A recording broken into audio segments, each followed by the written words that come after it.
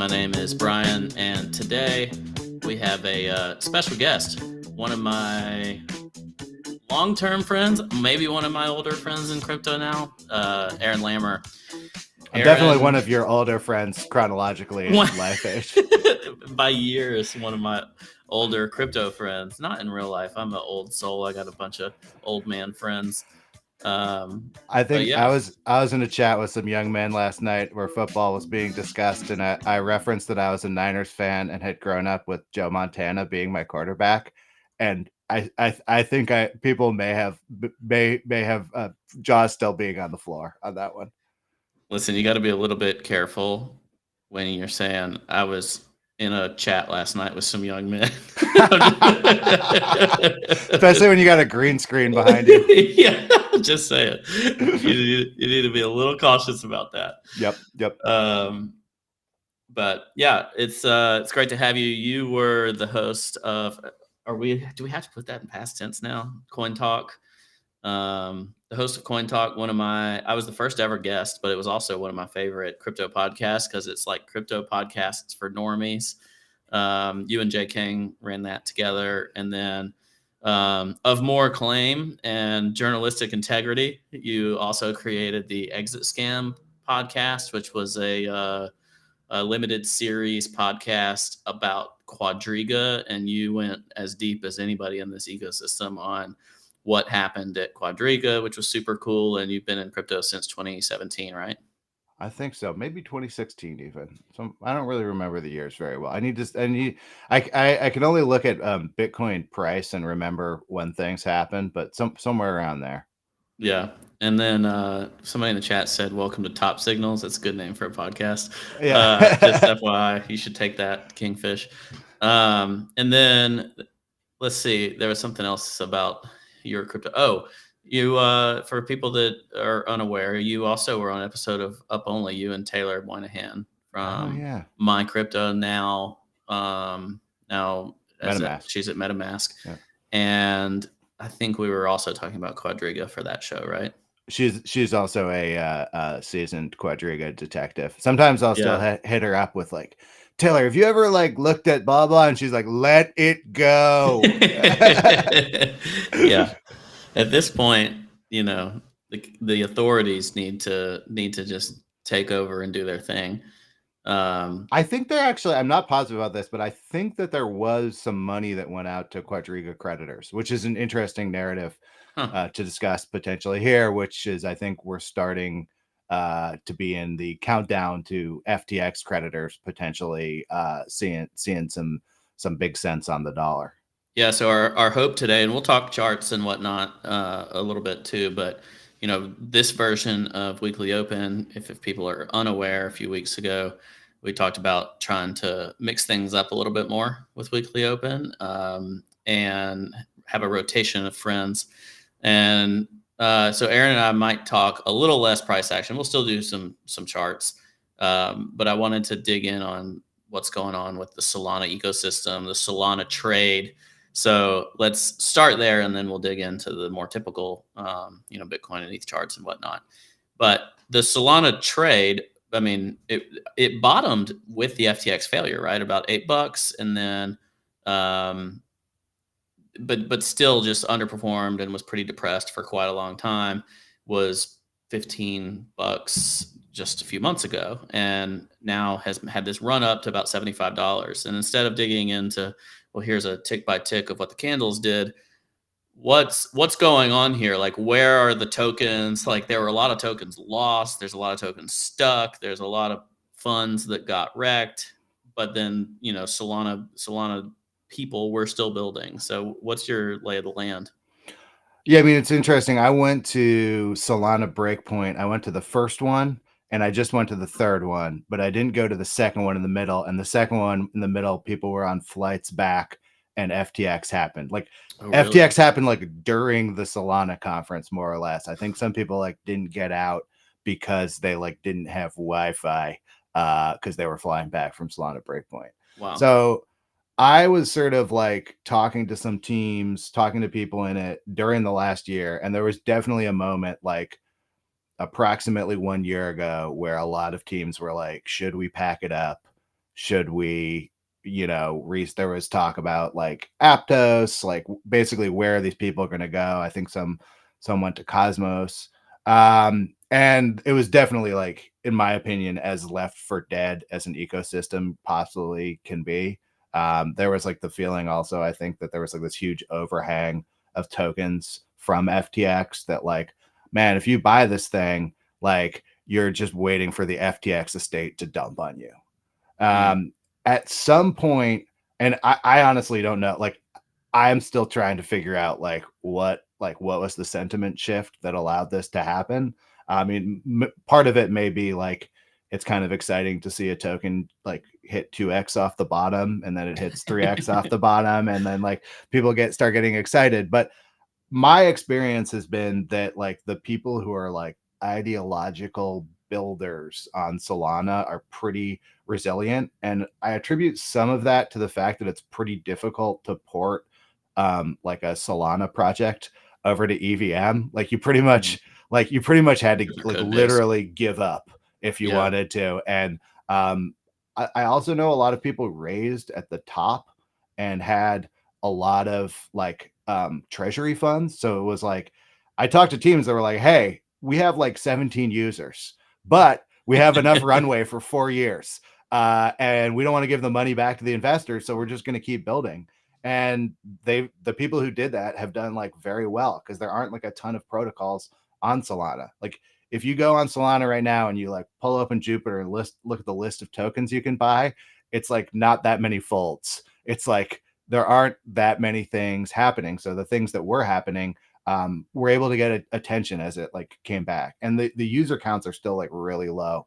Like if you look on some of these leaderboards of Solana protocols, it's like well under 10,000 wallets, sometimes not that many more than 1,000 wallets. So I'm curious, like, what do you think? Like, what do you think allowed people to feel comfortable like coming back into what was called a dead chain? I think it throughout the bear there was a lot of this like, hey, people are still showing up to hackathons, people are still building, and granted, I was pretty outside of that. Like I don't do a lot of in-person events for one thing, but even just but it felt a lot like what people said about Ethereum in 2018, 2019, and all of a sudden DeFi pops out of it. And this time, I think what's interesting is you're still talking kind of alternatives to other chains with compute, right? Like there's EVM, all the things, but as a completely different platform that you gain that much traction, and there's people excited about it, and they have real reasons for why they want to, code on using Rust driven programs and on Solana for various reasons, was pretty interesting. But then when it came time to like, hey, I asked like, what are the most interesting things on Solana? It's like bonk, bonk, bonk, bonk, bonk, bonk, bonk, like some other token, bonk, bonk, bonk, bonk. It's like, are there any like I kind of lost it I lost the signal because it was only memes coming back at me. And to contrast this a little bit, or to compare it to something, you kind of see that with AVAX too, like where it's just 90% meme tokens and or maybe more. And how do you find like what are the things that are actually really awesome products? And I realize now that somebody's going to clip me just saying bonk over and over again. But I think I think seeing the real stuff get built is important, even if the memes outperform. So I think we are starting to see that stuff, but it's like I think DeFi Summer is the right like parallel, because you could have come in for DeFi Summer and be like, "Oh, tomato coin, beef coin, this is really fucking stupid," right? Yeah, rebasing yams. Yeah, we're about right there. Like, and so some of the things are bonk, bonk, bonk, bonk, bonk. You can get me on that too. I got the green screen, so you can do something horrific to me if you want. And we also have these like airdrops where like people who are even like very, very light market participants, I've always used Solana as like just an exploratory thing. Like I never had serious money on it. Like after FTX, it was really hard to move SPL token. Like there was no easy way to even get tokens over to SPL. And am not a wormhole fan. So like I've Yeah. always like looked at it as like a tourist destination, not like a place where I'm really doing stuff. But so you have like the bonk bonk bonk, and then you have these airdrops, and these airdrops mean that even people who were like just dicking around now have some money to dick around with, which is again like very Uniswap 1-inch airdrop era vibes. 1 inch. Yeah, I liked the 1 inch airdrop. the It one was inch supposed to be airdrop. for, what did they call it? Moon something? Mooniswap. It was Well, Mooniswap, and then well, you ended up getting 1 inch instead. we'll have to do like a trivia feature where you name various like previous names of tokens, and we try to remember what they are. So there's money coming into the ecosystem, and some of the stuff, like some of I think what was happening early was people sort of front running some of these airdrops, right? Pith says it's going to airdrop. Jeto says that it's an airdrop. Even though Solana is like pretty underpopulated, like Pith is like jump. It's a bunch of people with like big bags. There's still like big bags supporting the ecosystem. And Yeah. so I think some of the early run of Sol was people who saw that coming and were like, okay, I want to be catching some of this stuff. Like there's going to be an injection of interest and money into the ecosystem. I'll say like I underestimated that by tenfold. Like I was like, Jeto could come out and be like 20 cents, you guys. You know, like the degree to which it's going crazy also feels like DeFi Summer, where it's like fun, fun, fun. Oh my God, like these things are really going pretty nuts now. But I think actually, like some of the products are pretty interesting. Like Jeto is a pretty interesting product, like combining staked soul stuff with MEV gains. Like as far as I know, that product is not available on Ethereum right now. You can't like stake and get MEV for your validators. Someone's going to tell me I'm wrong in the chat probably. But so I'm gonna start like pulling some of these up while we're talking. And Jeto is like, you know, a pretty, oh, Dale just told me I'm wrong. Jeto is like a fairly like new thing. Like Marinade was like basically like the default staked soul for like quite a while. Jeto came out, had a point system. A lot of people started piling on that Jeto point system. Marinade then pumped because it looked like Jeto was going to be valuable, and that meant like comparatively Marinade was valuable. Blaze, B-Sol, These are just words to me, by the way. I'm like a total. okay, so B-Sol, M-Sol, and Jeto Sol are like the top 3 staked forms. So that's your like Lido, Rocket. I don't know what are like the top Yeah. Ethereum staking pools. That's really it. Coinbase. But yeah, exactly. There's CB ETH. Someone says I'm wrong. The thing with Jeto, the thing with Jeto though is that it's liquid staking and has some kind of MEV component built in. Jeto has like built-in MEV, so it like theoretically yields slightly more than the other staked options. Gotcha. Which, so I'd say the other big development that I'm sort of keeping an eye on is Fire Dancer, which is like a update to the Solana validator clients that's going to supposedly like 10x or 100x or I don't know how many x the throughput of Solana and speed. I just thought you were talking about coin prices. It's like No, I'm excited about this thing that's going to 10x. It's like, yeah, same. If you know that, holler at me. so there's an interesting thing going on for all of these like major validators like Marinade and Jeto, because I believe that Jeto will not actually run on Fire Dancer, or they're going to have to do a specific fork. So just basically like interesting stuff happening and new stuff, right? Like Fire Dancer is not a narrative that applies to the EVM world. Fire Dancer is like this validator update by Jump. So does this all lead anywhere? I have no idea. Is there like stuff happening that's new that could potentially like push the ecosystem forward? Like definitely. The Jupiter airdrop is coming. Pretty much if you use Solana. I want to learn about Jupiter in a second. Yeah. But Pith is a an oracle. So It's an oracle. these are the Link Marines of Solana.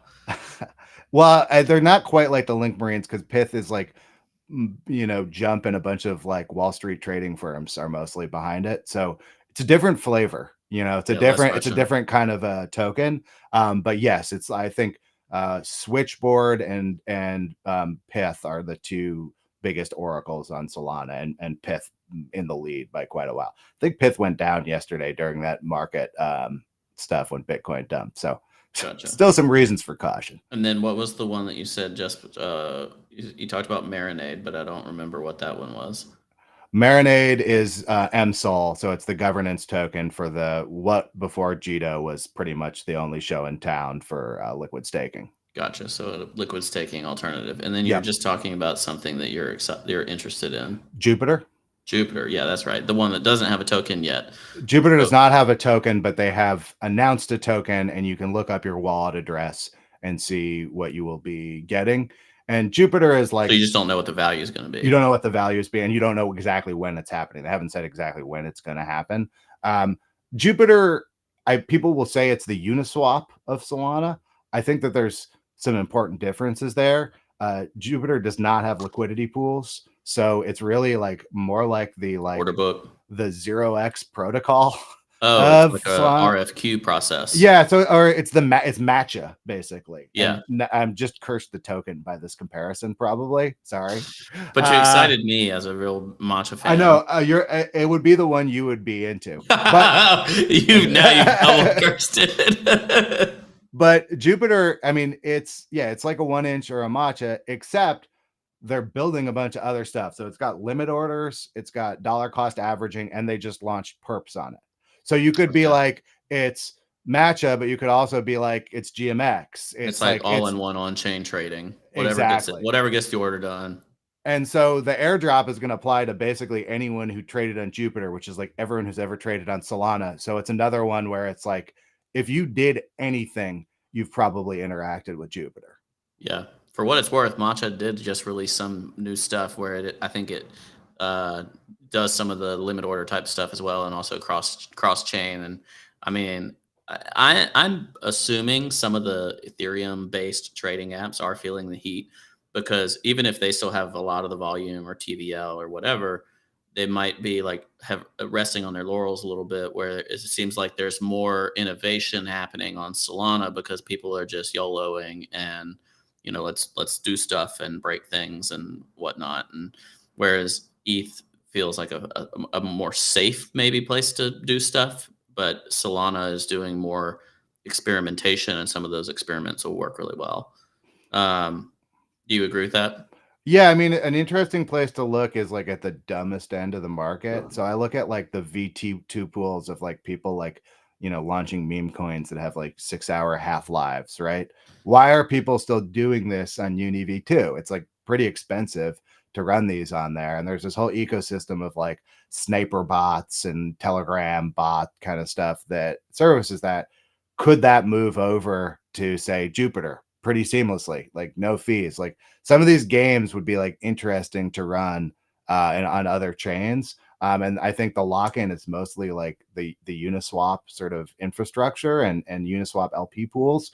On Solana, you've got Orca pools. Orca pools are basically whirlpools are basically V3, and regular Orca pools are V2. So it's not hard to imagine that you could port a lot of these things over.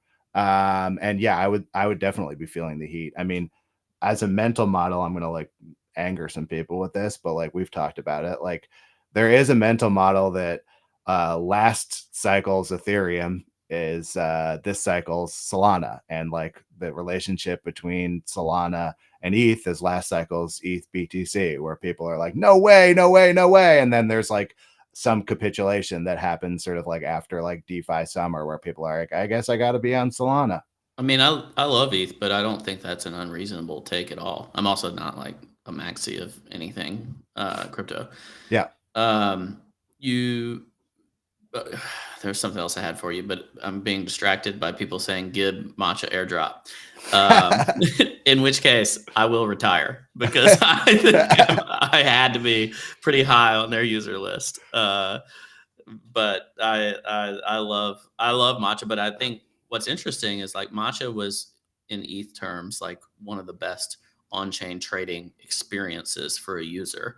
And what I think some of these Solana apps seem to be working really hard on is a more seamless user experience. Like not have to sign 10 things and wait 10 minutes every time and just be able to go do stuff. I I haven't really heard you talk any about Sam coins because I'm just thinking back to some of the coins where it's like, oh yeah, this is an order book exchange on Solana, or this is this or that.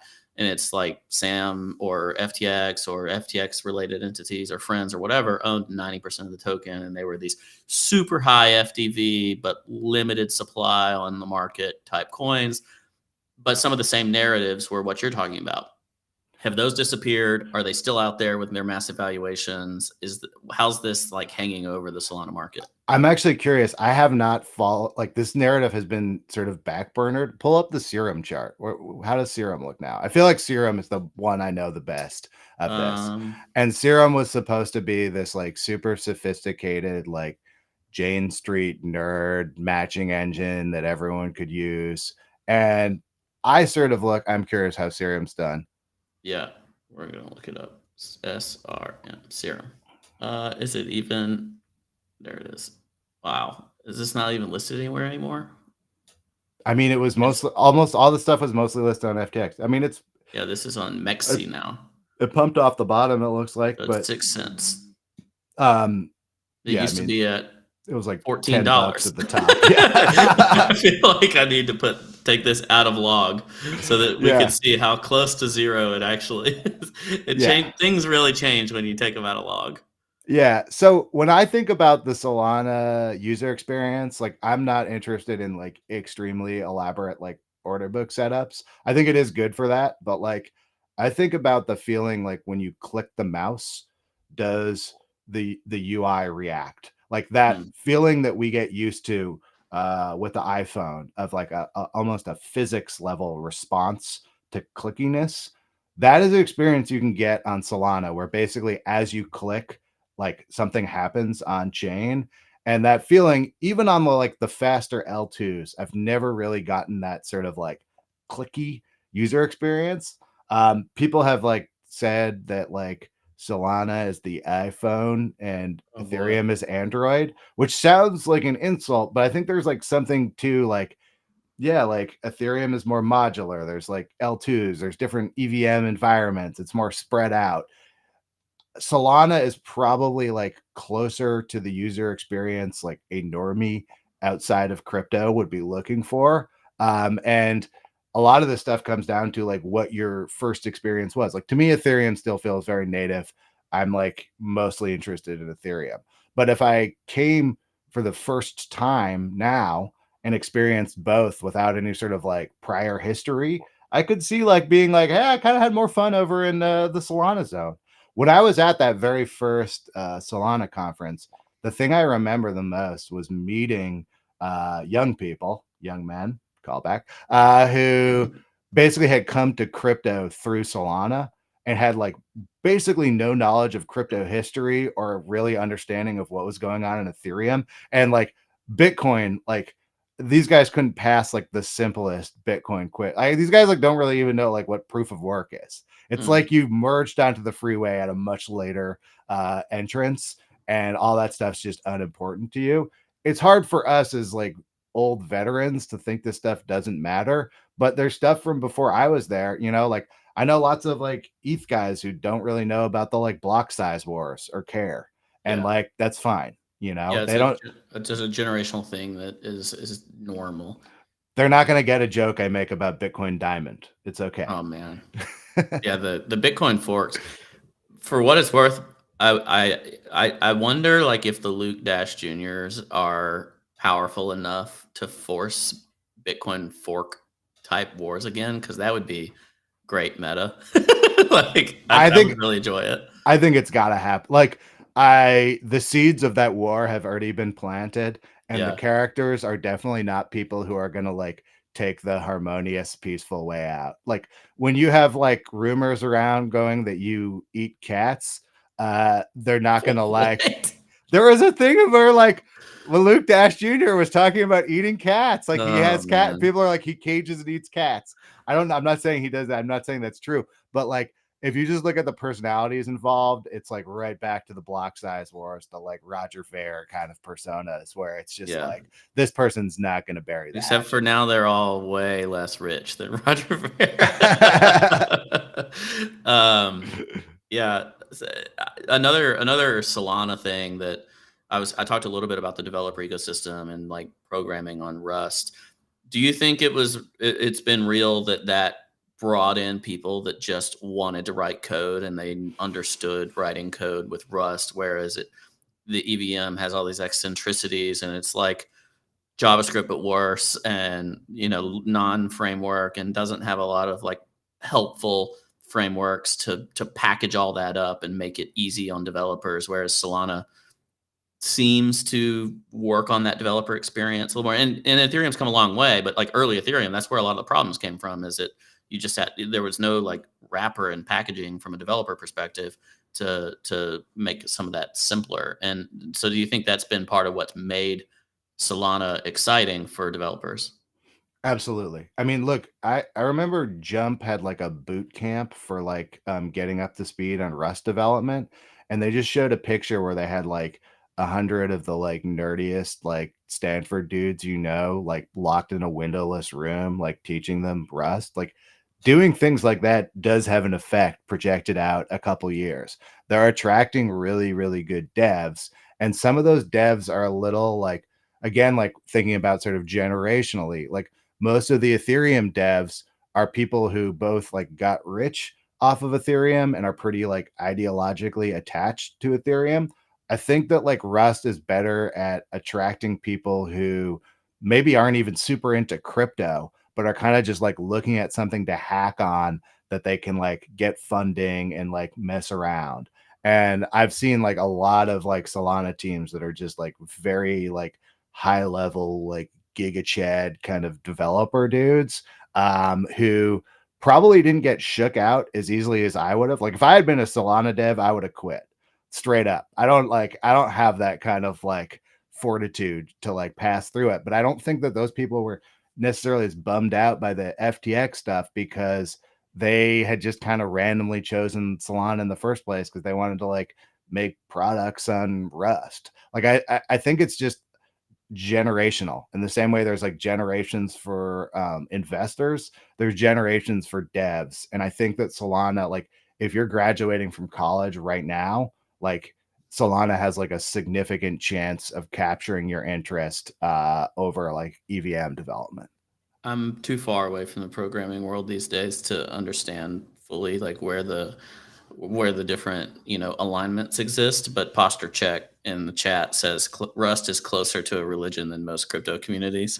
Yep. So that's good. It's kind of like religion stacking from a code and a blockchain perspective. So you probably have some pretty sticky market participants in Solana if they're already like very, very pro Rust and they get interested in crypto. It seems like a pretty native place for them to want to exist. Falling in love with like a dev stack rather than falling in love with like a bag you have is like an interesting place to be. I don't think there's a lot of people who are like in love with their soul bags. I think most of the people who are there are like, I'm here for the stuff that's still coming. And Solana itself, not like, you know, Well, people like definitely fall in love with their bags when they're up.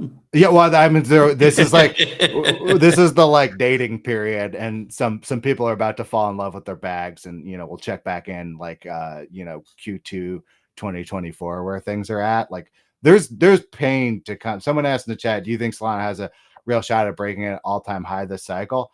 I think it does, but I think it like kind of needs to come like it came through the fire in terms of the FTX stuff, but it's never really like experienced like some of the like existential crises that you have in something like Ethereum. Like there's got to be some like catastrophes and panics on the horizon.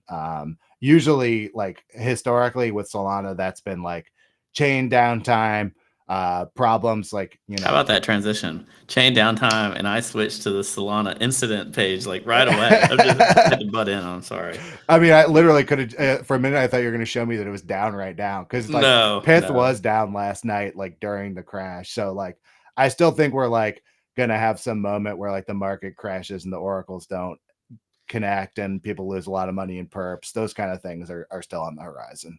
Yeah, and wasn't there a time like, and I have to remember, but like, yeah, mainnet beta outage. This was June 2022, and this Ooh. when Kyle made the beta comment, like Kyle Samani and stuff like that's not great, right? Where the whole chain is just gone. Like if you have to have information through your relayer and your oracle and all this stuff, and it's like that they're you're gonna get liquidated. What do they do?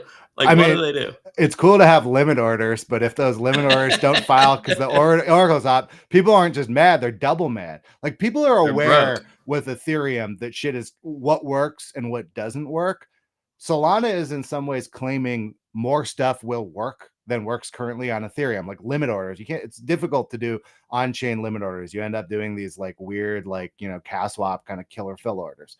But that creates greater pressure for the chain to perform under fire and greater like chances of like catastrophe. So I don't necessarily think all of these unique features are all going to be like, you know, roses. Like there's going to be some Yeah. stuff. I remember someone posted a screen grab when the phone came out. They like rented a storefront in Manhattan for the Solana phone, and it had like a display that had like the current TPS of Solana on it, and the chain went down during the launch day, and they had like basically a big projection that said 0 TPS. Like we're not more than a year removed from some terrible optics moments. Yeah. And then, I mean, 4.5 hours on that June 2022 outage of mainnet. That's a long time. Like Ethereum, okay, you say, well, it's $1,000 to transact when it was peak. That's not good either. Yep. But your blocks still kept going, you know. Yep. Um, I got a Bitcoin question every for now and you. then you'll tie up a block for an hour where it's supposed to be 10 or 15 minutes. Like that's not good, but they did still keep going. There was still, you know, there were servers out there working to solve the problems, and it wasn't down. Like being down as a serious blockchain is the problem. So, I'm not trying to belittle it or anything like that, but I'm just wondering to what degree does that impose this existential risk to where it can kind of lose this momentum of being a serious player. Do you think they're past most of that? No. I mean, I think they're past the problems of the past, but when you start talking about jumping up to Fire Dancer and like turbocharging the whole thing, you have people doing a lot of what amounts to testing and prod. Like the reason that Solana went down in the first place is they're pretty aggressive. Like I don't think I'm speaking out of turn here. Like I think Tolly would say the same thing. Like they're pretty aggressive at pushing like updates to the clients. They're pretty aggressive about like fuck it, like it's running, let's go for it. And you know, historically that's both caused some problems and also probably like pushed innovation on the chain. But would I put like a large like a limit order that I'm relying on and assume that it's going to like perform in a crash? I'd be pretty worried about that. Yeah. That said, at the same time, like Solana really wants that like high frequency trading, like TradFi activity to come to their chain. Like that's in some ways like the maxi case for Solana is that we move all this stuff there because it's fast enough, has enough high enough throughput. So definitely we're gonna like have a trial by fire this year, and I'm not positive what I think is gonna happen.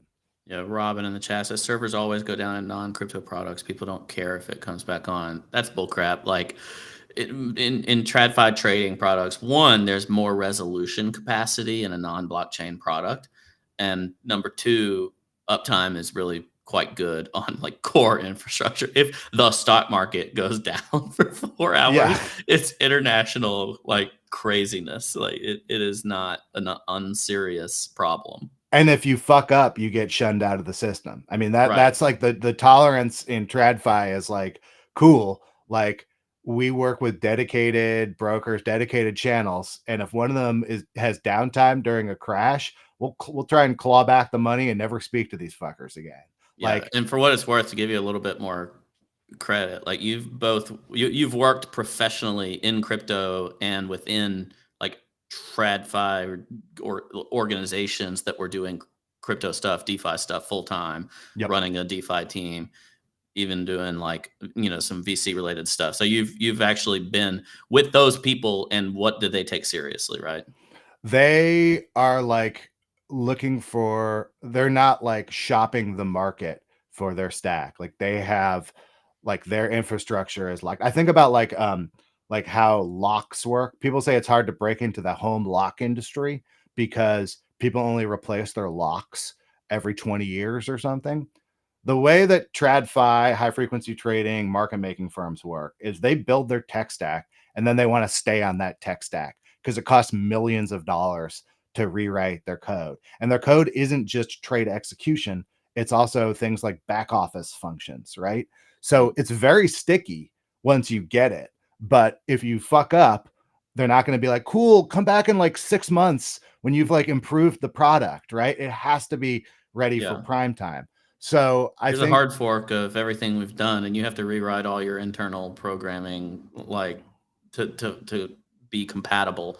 That's not a happy place. that is not, these are people who like work on a P&L basis, and like dev is just negative P&L.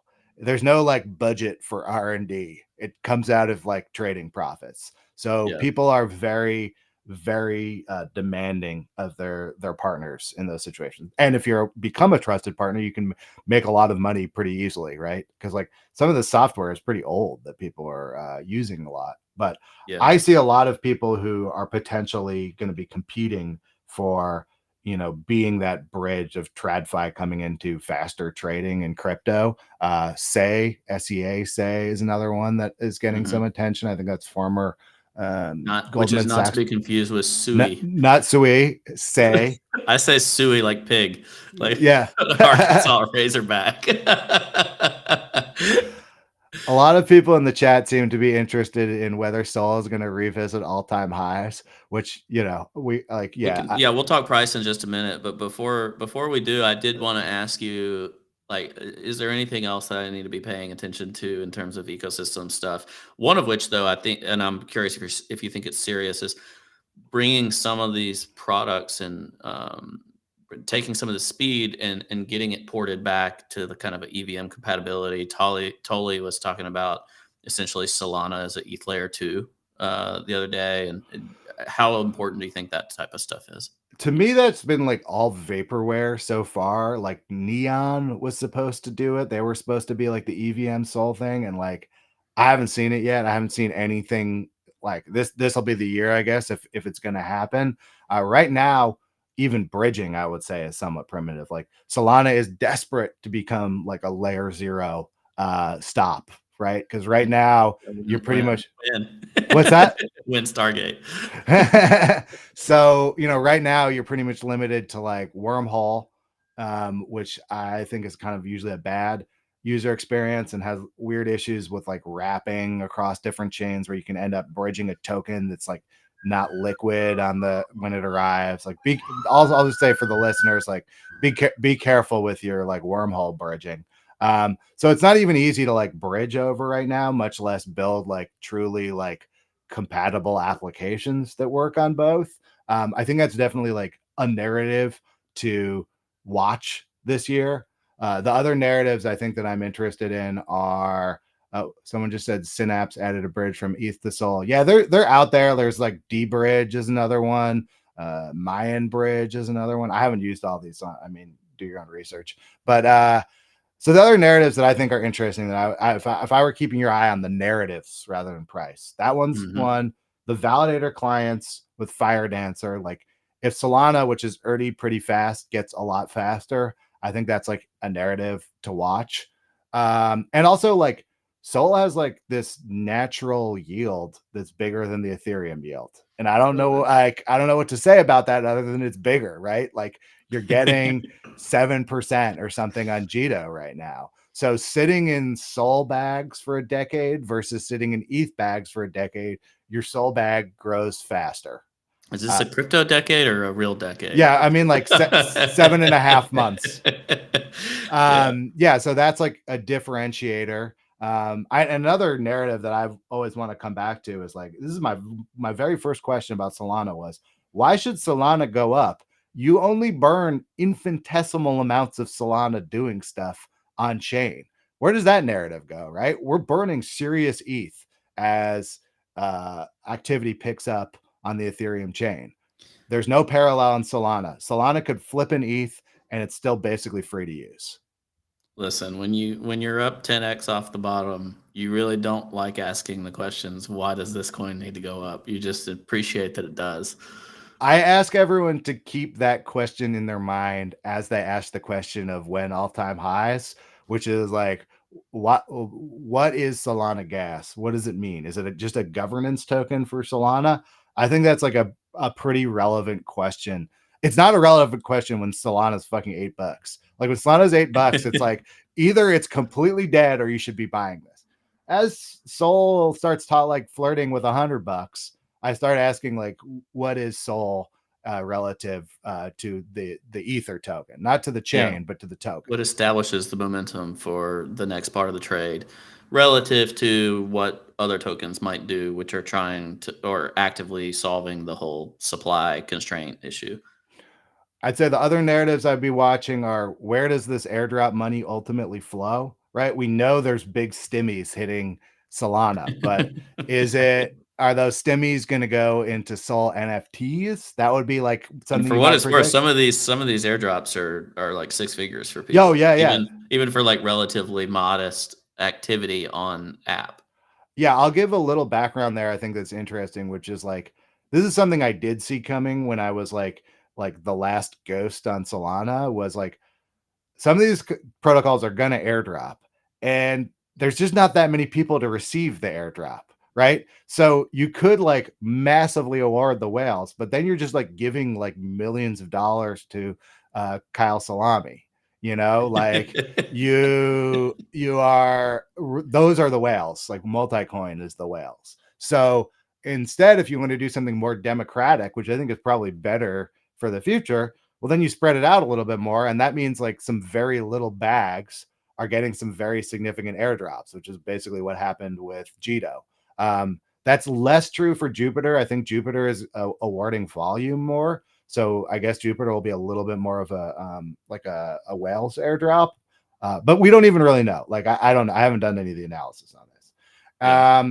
And then the other narratives I would keep an eye on are, as each of these airdrop hits, the phantom TVL of the chain just sort of goes up, right? When Jeto hit, the TVL of Sol just went up. And so I'm looking at like Camino, MarginFi, these lend borrow markets that are basically the Aave of Solana. What happens to them? Because right, that's where everyone's going to deposit. Camino, which is the team from Hubble. MarginFi is another team. They have their own liquid staking token called LST.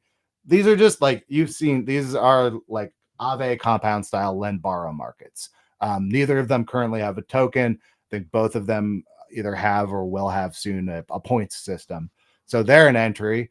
Will one of those become the Aave to Jupiter's Uniswap? That's a possible outcome. Some people get into crypto because they think it's hard money, and then some people get into crypto because they see how much money is created out of thin air through token creation or token establishment. Not only that, but if you think about all the money that gets injected in these airdrops, and then if people put them into lend borrow markets and borrow things and then lock those things, we're starting to get into the classic elephant sucking its own dick meme.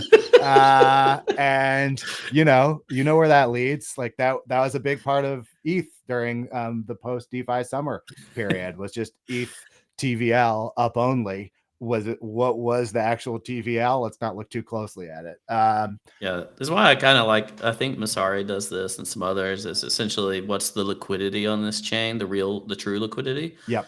I think that's pretty impactful in determining your capacity to get in and out. Now, for most of us, that really doesn't matter. But if you are if you are multi-coin or somebody like that, very few people can destroy a market. And I mean, I think multi-coin was a big part of Solana's top in the first place because there just weren't very many people to dump the crap out of it. But the people that were there were huge. They controlled a ton of the liquid supply, and that just marks the top when they decide to get out.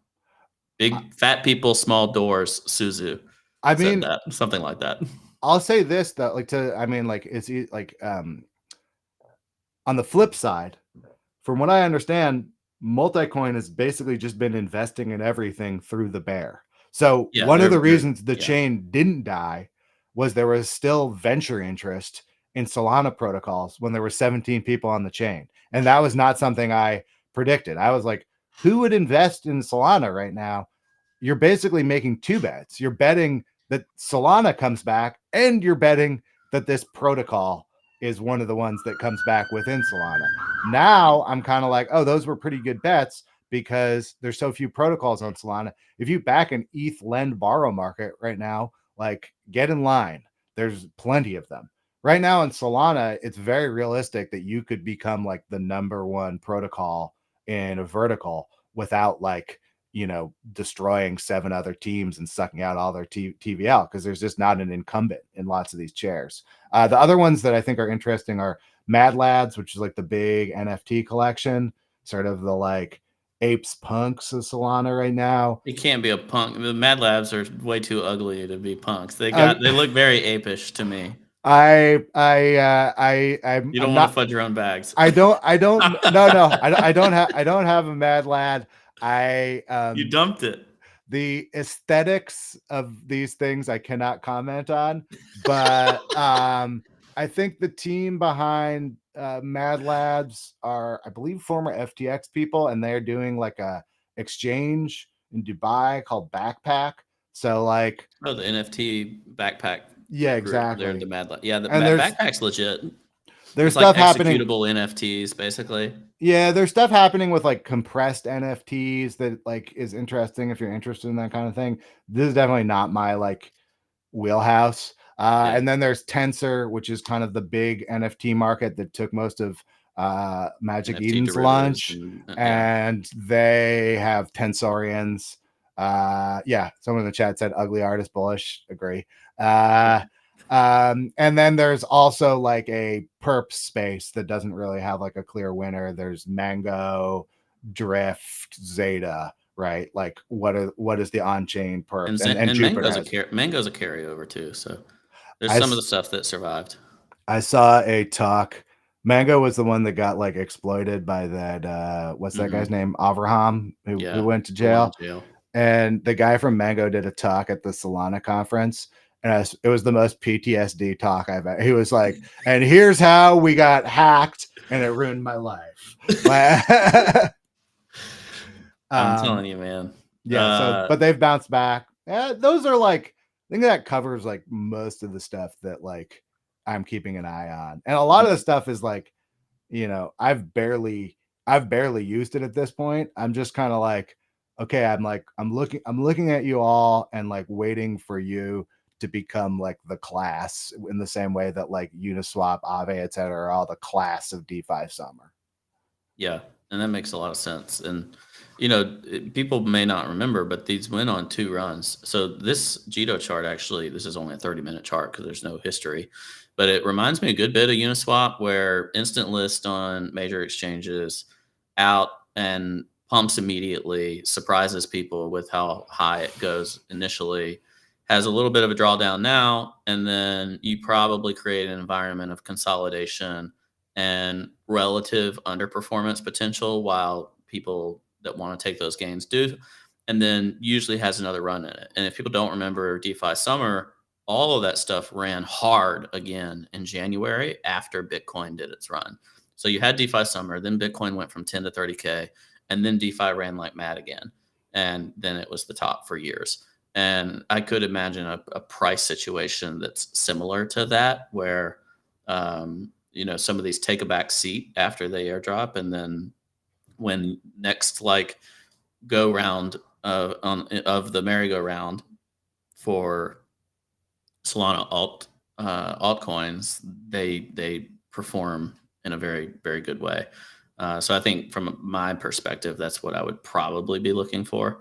All right, we really, really, really made people wait, but I do want to talk some price stuff just because we got our first like major pullback, which is usually actually a pretty good thing and a strong uptrend to get what you would call like strong pullbacks. We'll start with Solana just because it didn't make it back to its 20-day moving average, but it has wicked up from the bottom, but all the way to 62 from a high of 77. I swear I've had that resistance line there for a while.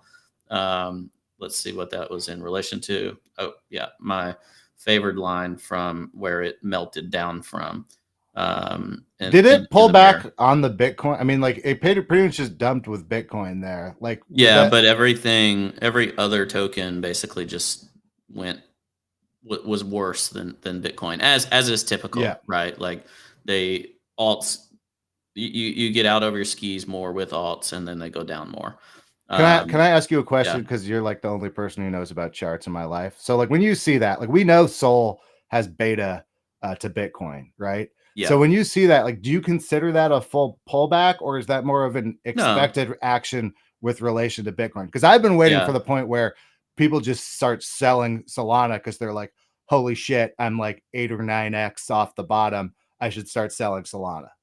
No, I think if you get that, it's because like Bitcoin has a really proper pullback that's related to macro, that kind of stuff. Bitcoin's down 20 or 30%, and then Solana goes down like 40% or 50%. And then you look more at these weekly charts. But honestly, in the flush margin world, a 10% move takes out 10x leverage. And if you a nice reminder is, if y'all remember, Arthur from BitMEX said the average leverage on BitMEX back in the day was like 8x. So those people lose all their money on a 10x on a 10% down move. So you don't need near as much to flush leverage. And one of your biggest tells is, hey, crypto's got a down day when there's nothing in the real world market that shows a reason for it.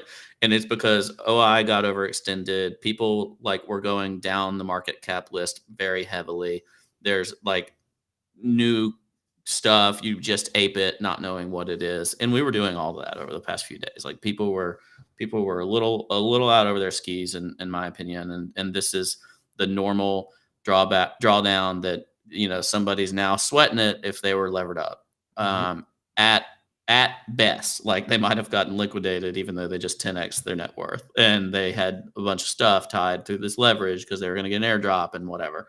But this feels more typical to me, and just a more dramatic response than Bitcoin, which is what you would expect. I'm perfectly fine personally if you are like buying 60 to like anything sub 70 with margin of error for how much of your stack, how much is it leveraged. I wouldn't be looking for leverage still personally in this exact territory. Like I think the leverage trade was buying 5-minute wicks in real time as people were getting liquidated. And relate that to Bitcoin, just to move right back to the 20-day moving average, normal kind of trend reversal, trend reversal and go type stuff. And that's what we've seen across the board. There are some things that are like already just recovered well, like synthetics is a good example. And on the back of news where synthetics is, eliminating some of their inflation and whatnot, but not the only one. IMX is another one where I don't even know what their news is, but it's like kind of the gaming play, I guess. And already in the green on the backside of that. And you see that it's not the case across the board. Like this is good for the market from a healthy pullback perspective, where you have some stuff that's like already up several percent after going down 10%. And then some stuff, and this is what to watch out for, is like, oh, it's still down 10%. And it's basically dragging the lows while other things are recovering. And that's always good to keep an eye on. I think you need these leverage wipes so that and establish wicks basically on a weekly chart. If you just have boom, boom, boom, boom, like zero wick up only candles over and over again, you're probably creating a lot of froth down the market cap list. Whereas this helps you establish more like independent coins to go do their thing. So I think that was healthy. Doesn't mean it's over. Like if the stock market tanks tomorrow or something, we'll feel it for kind of a step two. But overall, yeah, I think what we've seen is perfectly normal and expected during an uptrend, and we might end the week red, right? Like there's nothing wrong with that. We just had like 9 weeks in a row, some freaking tone based stuff, TD9.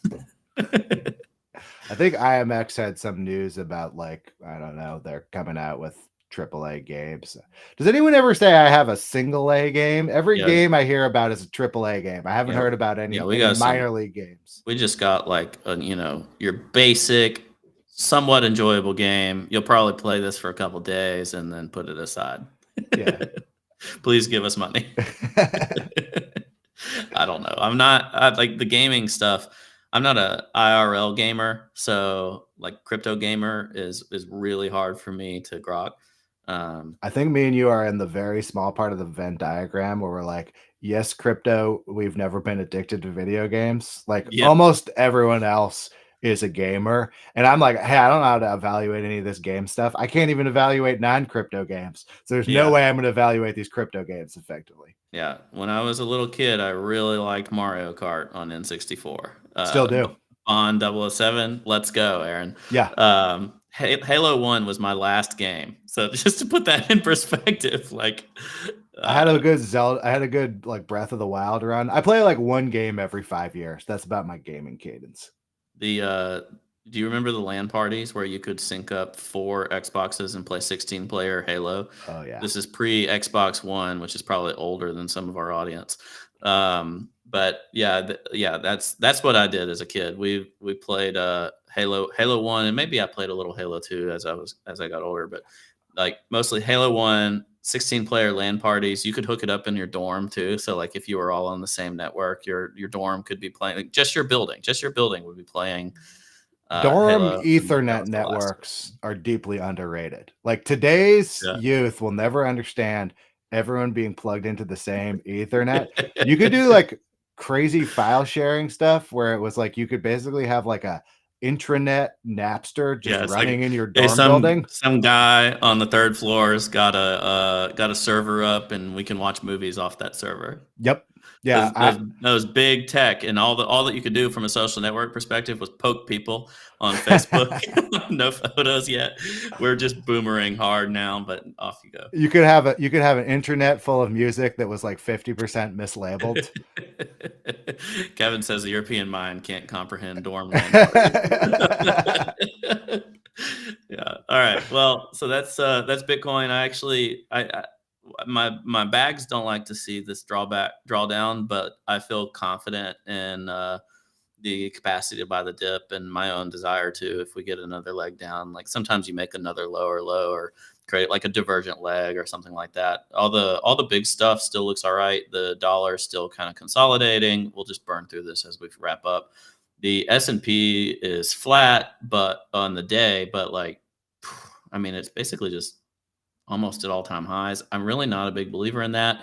I'm wondering if I'm going to have to change my tune on the stock market's capacity to get into price exploration at this point in time. That would probably be the best evidence we have of a soft landing, is that the market just starts to run. Whereas I feel like if there's going to be more uncertainty about whether or not a soft landing is possible, we probably go back to some of these like uh, longer term trend lines and consolidate for longer. And 2024 is a sideways year, which would make a lot of sense going into the election. That's still kind of my base case, is no new all-time highs until after the election. And then, as always, like just resolution of an election is usually bullish. So it wouldn't surprise me if we still don't make all-time highs for another 11 months or so, which seems bearish for crypto, but it wasn't bearish this last year. So I don't know. It kind of depends. How do we bounce on the springy bits? We're about 30 days out from January 10th, which is, I would say, like prediction markets would say would be like the most likely ETF time. So like we're in a pretty like packed month of Yeah, we like can operate learning on our stuff. own content, you know. Until that, like I'm expecting like weird stuff during that month, and then like I would think a little sideways probably from Yeah. there on out. Yeah, and I personally am a believer that while the ETF launch may be a sell the news type of event, I think the market will over time start to feel the flows of passive ETF stuff. Which gold is not a perfect parallel, but it's a pretty good one. Like gold mooned when the ETFs came out for years, whereas the passive element, and then eventually just blew the lid off, but as much as you think like everybody can buy crypto now, that's true. They can buy like $100 worth of crypto. Like I talked to a lot of normie friends and they're like, yeah, I bought some Bitcoin at the top, it's like because their buying power is in their 401k. Yep. And 401ks don't have access typically to GBTC, but they may have liquid access to products that are utilizing a real ETF, I and I think that'll matter. I also think it's really confused. Like I think the user experience of Coinbase is still really confusing. Like we underestimate. It's like, okay, you're gonna buy this, and then you're gonna do this, and then you need to get like a crypto tax app to do your tax. It's like, hey, if you could just do that in Fidelity, and Fidelity just sends you a PDF, a lot of people are gonna prefer that. Yeah, I agree. So overall, feeling fine. I think we we've set the foundation for a continued Santa rally, and I if we see it in a concentrated way, either in alts or in Bitcoin, then I think it can continue into January as you have that like post tax deferment rotation, which people can say isn't real all they want. It happens a lot. Like almost every time we have a bullish year, you get like this swing trade of one thing pumps in December and another thing pumps in January, at least for parts of it. And so my personal guess would be that we have some really good trades through at least the middle of January, and then maybe that's when we hit our kind of winter chill. Is February, March into tax season is not great. That's my personal Yeah, orb reading. I think there's a possibility that, okay, let's say the spot ETF happens. The very first thing you're going to hear after it happens is like when ETH ETF, right? And then Yeah. like if you start thinking about, well, when ETH ETF, it's like, well, like when staked ETH ETF or when Solana ETF, And then you're right? like, oh my gosh, we're gonna have all the ETFs. Exactly. So it's like a party that just leads to more parties, more speculative parties. I think once we get like, there's probably a sell the news, but then there's like another form of knock on news, and I think we could have like all of 2024 like ETF speculation partying. Yeah, and we'll finish with just noting that like ETH looks really great. Like looks like a breakout and retest right here, for example, on a weekly chart. But just relative ETH this is not a happy place to be for a chart. So that you really need to see probably 0.06 ish is what needs to be flipped to think, oh, well, it's on for ETH. Like you probably don't have to worry too much about that dominance trade, especially when there's other landscapes like when we've just been talking about for Solana for so long, but like other landscapes that have more momentum and price movement. ETH is kind of this behemoth that is gonna have its moment. I personally think it's gonna be when the Bitcoin ETF gets announced. To your point, that could be the rotation that we see is imminent expectation of ETH ETF being next, and that creates the transition of that trade that you want. Are you looking at all in terms of that trade at like on-chain activity on ETH? Like what is the catalyst that kicks ETH like back upwards against Bitcoin in your opinion? The Bitcoin ETF getting approved. Yeah. So it's Like that's basically more bullish for ETH than Bitcoin if that gets approved in your opinion. yes. I Yeah. would agree. The anticipation of the ETF is bullish for Bitcoin and puts a drag on ETH. The approval of the ETF in with the sell the news of those early weeks is now the Ethereum ETF is going to be next. So let's do that, and then we'll sell that when it comes out. Like Yeah. we're not very smart in crypto. We basically recycle the same ideas over and over again. So yeah, I think that's the most sensible outcome. That we look at it like, oh, it can't be that easy, and then off you go. You know? So yeah, that's my anticipation. We're about 6 minutes over our Oh, normal time. This was great, Aaron. I really appreciate you coming on and giving us a new flair for weekly open. Hopefully, going to be one of these regular guest rotations, like I've talked about with folks. Y'all can like and subscribe on the weekly open YouTube and whatnot. I'll probably start taking these off of the LedgerCast live platforms in the coming weeks, but wanted to make sure people knew we had two different things going on, and I'm excited about the format. And Aaron gave me some input on how to do this format as a serious podcaster himself over the years. podcast expert. Yeah. So thanks for being here. Y'all can follow him at Aaron Lammer. That's Aaron the normal way, and with 2 M's on Lammer. Masculine Aaron Lammer. Masculine Aaron Lammer. That should be your new handle. And apparently he wanted to hype that Otani trade with that Dodgers hat today. So congrats to you. I guess he wanted to keep the good weather. I can't blame him. Thanks for being here. We'll catch everybody next time. Y'all Thanks, Brian. It easy.